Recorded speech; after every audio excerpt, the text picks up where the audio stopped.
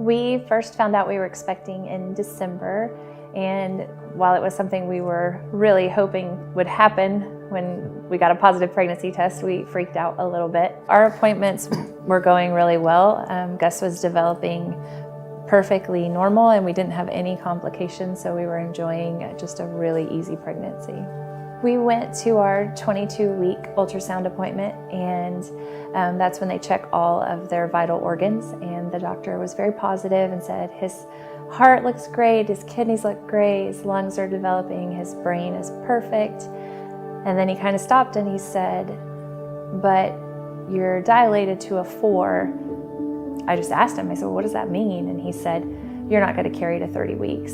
And there's not much we can do right now except just put you on bed rest. And so that was a lot in one day. And by that night, we were checked into the hospital.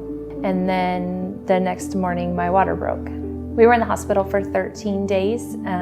And then I went into labor the evening of the 13th night.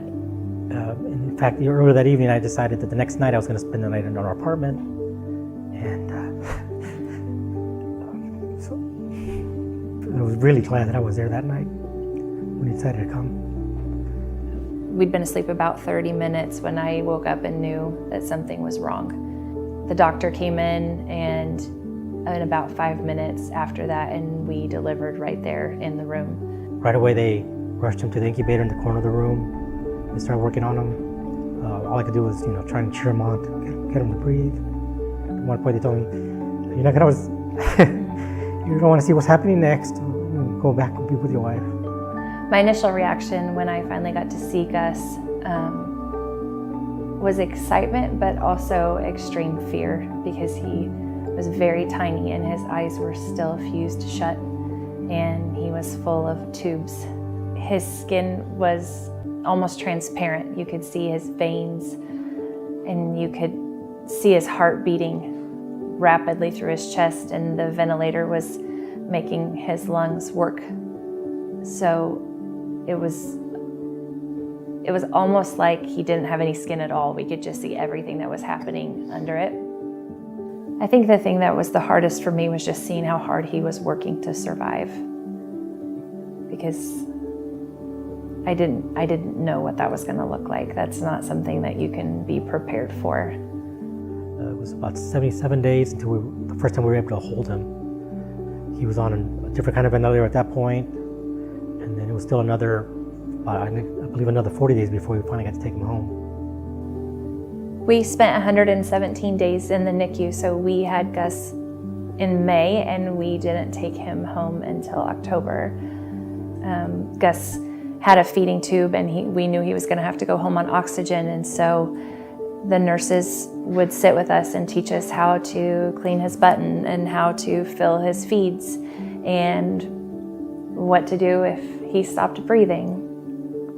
It took a while before he was making any progress breathing on his own.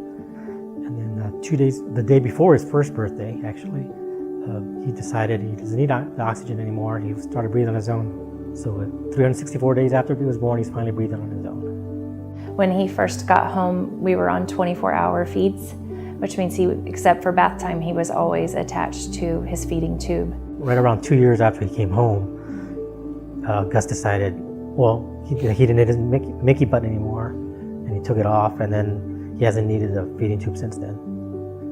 Gus today is a ornery, thriving 4.5-year-old who loves monster trucks and football and books.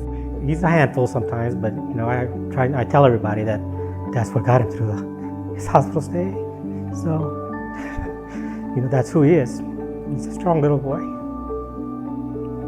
Because Gus was born so early and my water broke, he really had 22-week lungs instead of 23-week lungs.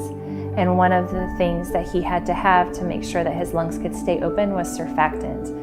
And so this is our way of giving back to the March of Dimes, because from day one, their research saved our son's life.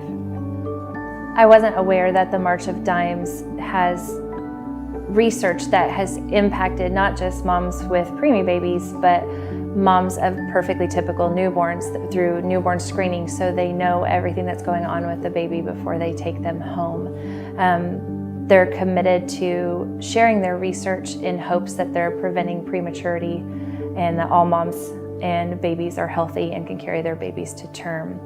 We are so excited to be the ambassador family, but the March for Babies this year is on May 4th, which is also Gustavo's 5th birthday. So it's going to be just one big celebration of his life and the things that he's accomplished.